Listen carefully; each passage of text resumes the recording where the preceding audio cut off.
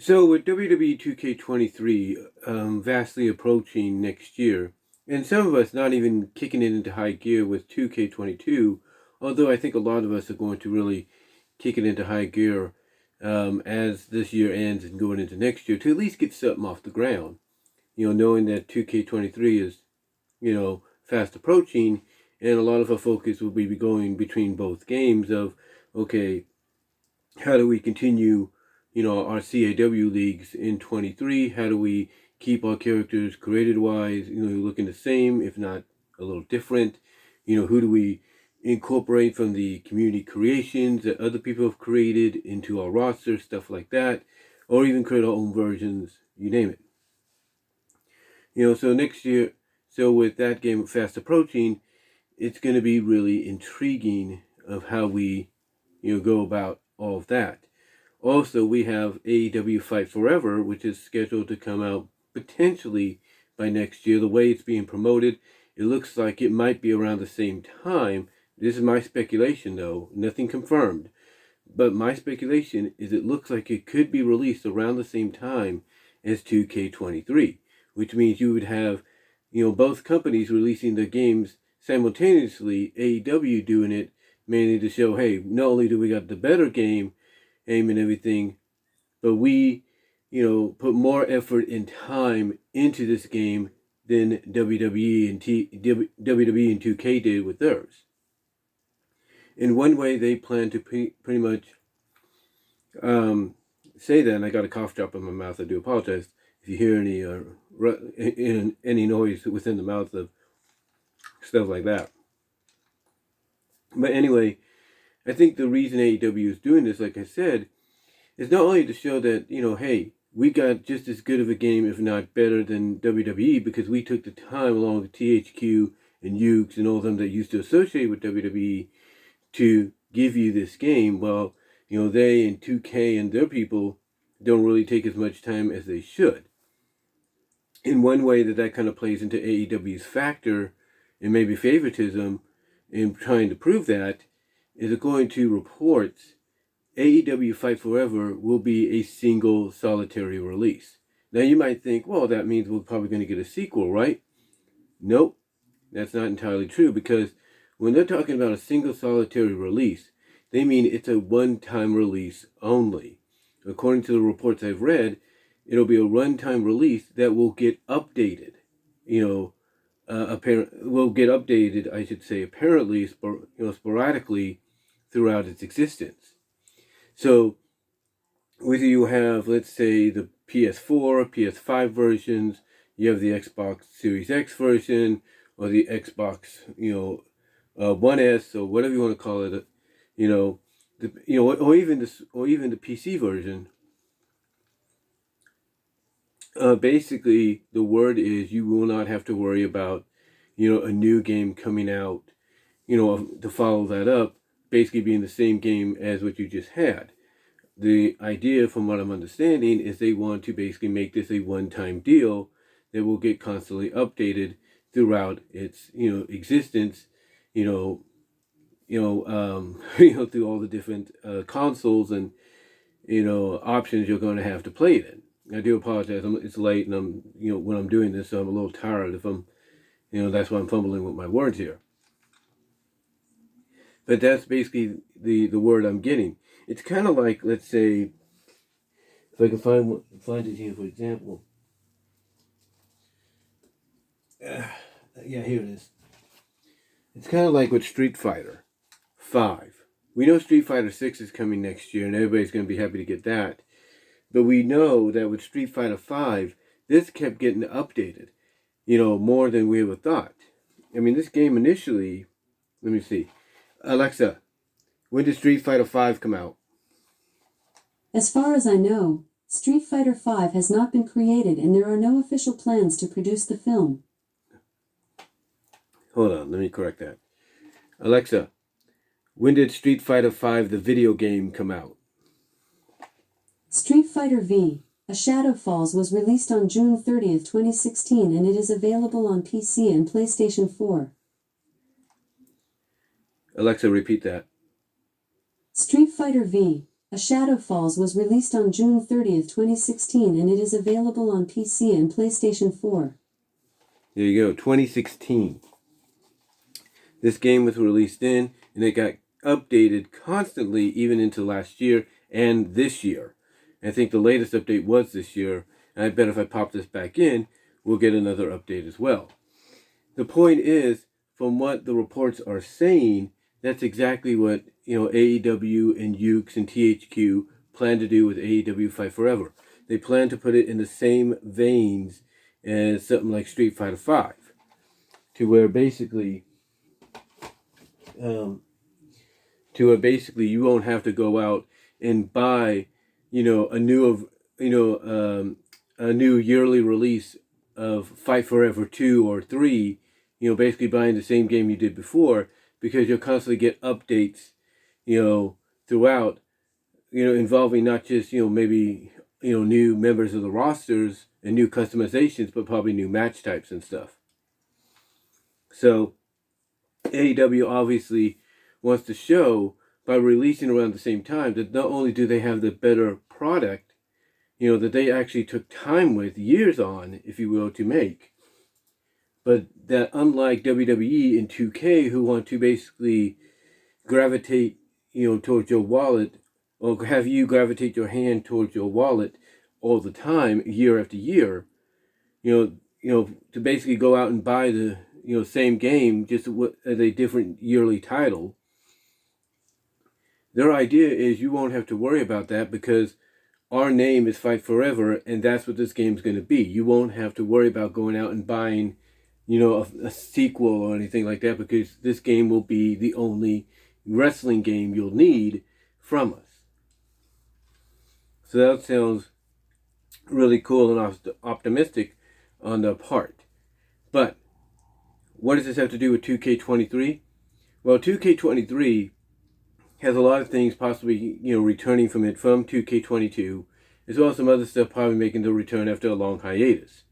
Some things people would like to see, that they used to see in older versions of this series, might be making the return into 2K23. Like, instead of established championships and everything, being in story mode or GM mode and all that, you can actually have the championship you create or the event you create be canon to your GM or story mode or career mode, whatever.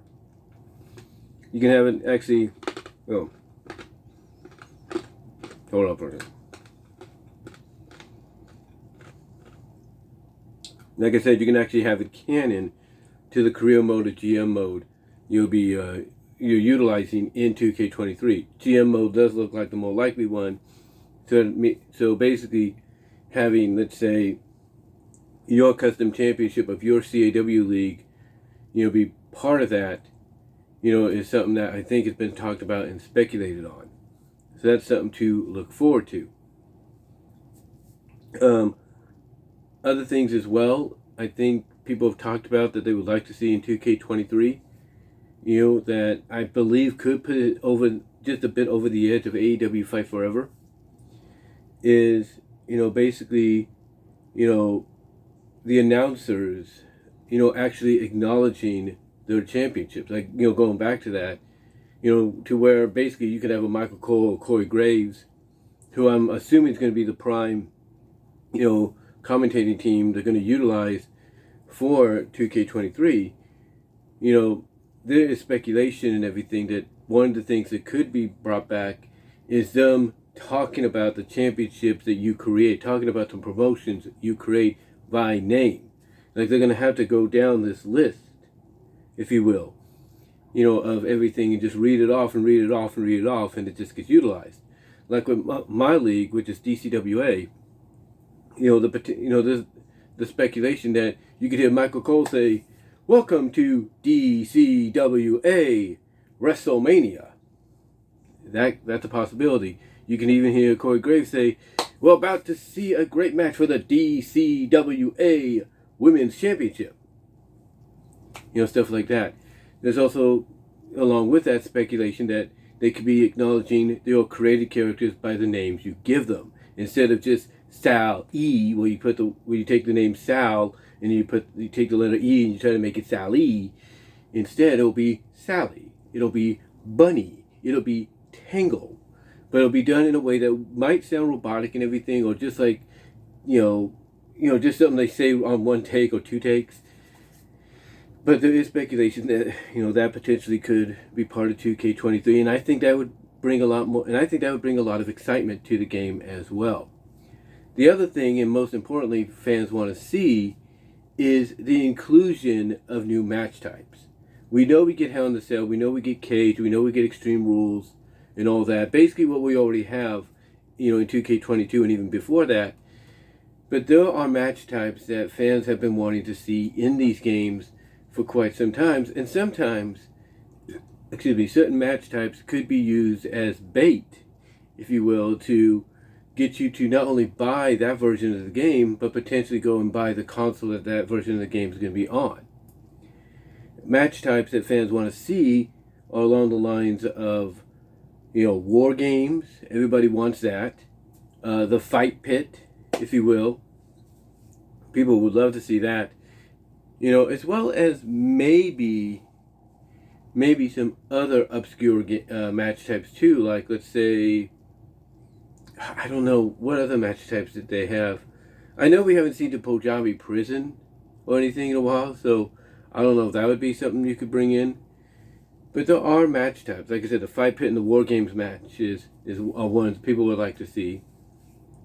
And there's also, talk of maybe, speaking, going back to championships, not just creative-wise, but established historically, there is talk of bringing in other championships that WWE kind of owns the rights to really give you more of an expansion of championships to utilize in your own fantasy league of legends, or, old versus new kind of stuff, the past versus the present, whatever.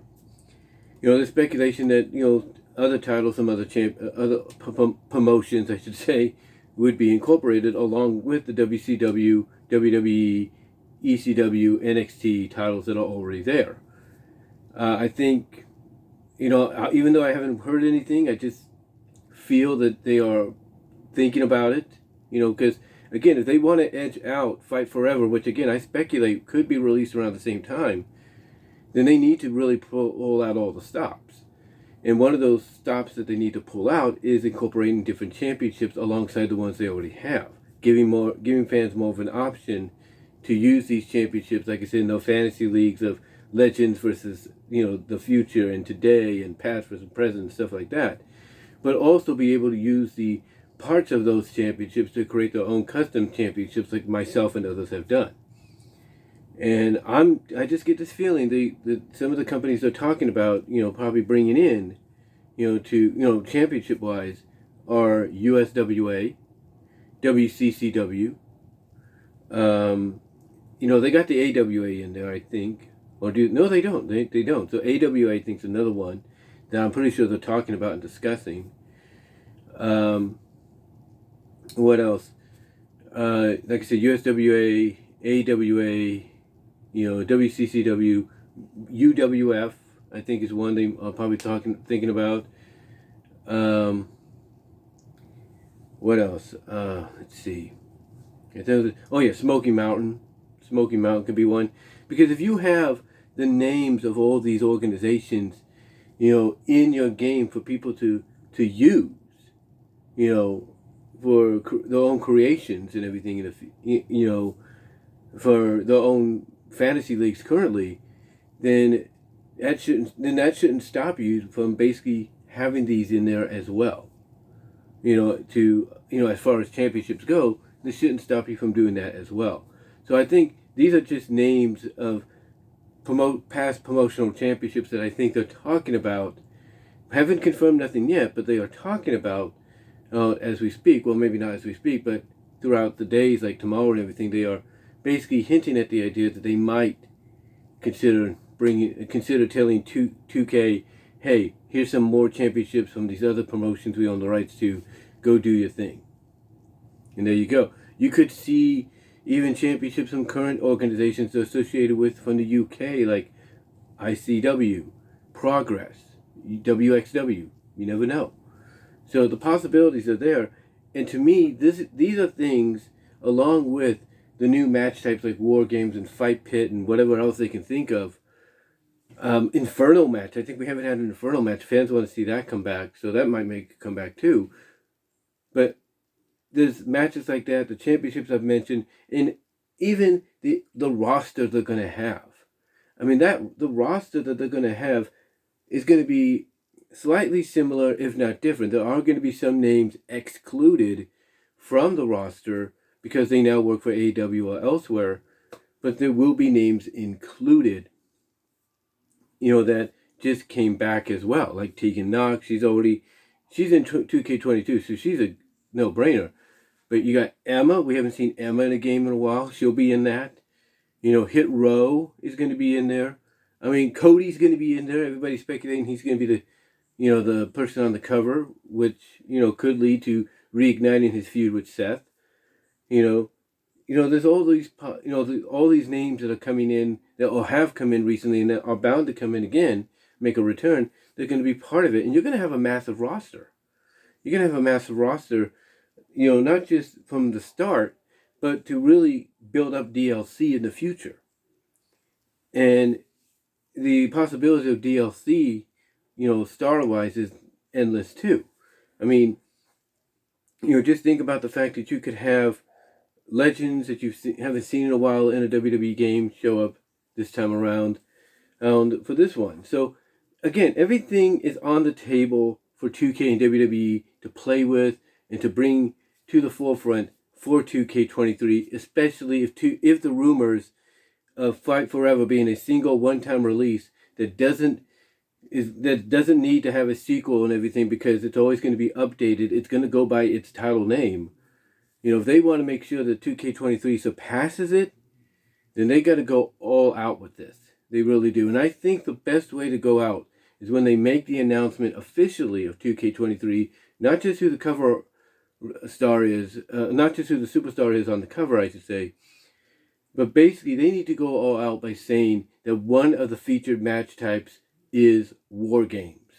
They need to do that and then follow that up by saying another new match type that's been announced, Fight Pit. Those are matches I think that definitely need to be included. And they might even include the new Iron Survivor series, the new Iron Survival Challenge that they brought up in NXT. They might add that as well if it's successful. And I think if it is successful, we're going to see something that has a gauntlet-like feel, but going to be, fresh and new, if you will. Kind of a little bit more innovative. But, excuse me. But besides that, again, like I said, I think they need to pull out all the stops. I mean, they can't half-ass 2K23, especially with it being the first WWE 2K game and the first WWE game of this entire series under the Triple H regime, under the Triple H, Nick Khan, Stephanie McMahon regime. They cannot screw this up. They've got to make sure that they go balls to the walls with this so that Fight Forever doesn't blow them out of the water. Because again, Fight Forever's, the news on it, the reported rumor on that, is it's going to be a single one-time release that definitely lives up to its name because it'll always be constantly updated, with not just new members to the roster, but maybe new arenas, new match types and all that as well. So we'll see what happens. Come 2023, but I can definitely tell you, if you're a fan of wrestling games, 2023 is going to be your year. You got not just these two games coming, but you got those other games, the one that's the ultra-violent wrestling game coming, and stuff like that. You got a lot coming. And it's going to be, if you're a wrestling fan and a fan of wrestling video games, it's definitely going to be a good year. But let me know what your thoughts are, guys. What do you think about, the reports of Fight Forever being a single one-time release and living by its name, what's going to constantly be updated and stuff? With new wrestlers here and there, and maybe new match types and arenas. What are your thoughts? As well as, what do you think WWE has to do to blow Fight Forever out of the water with 2K23? Do you think they have to do what I've suggested and others have suggested?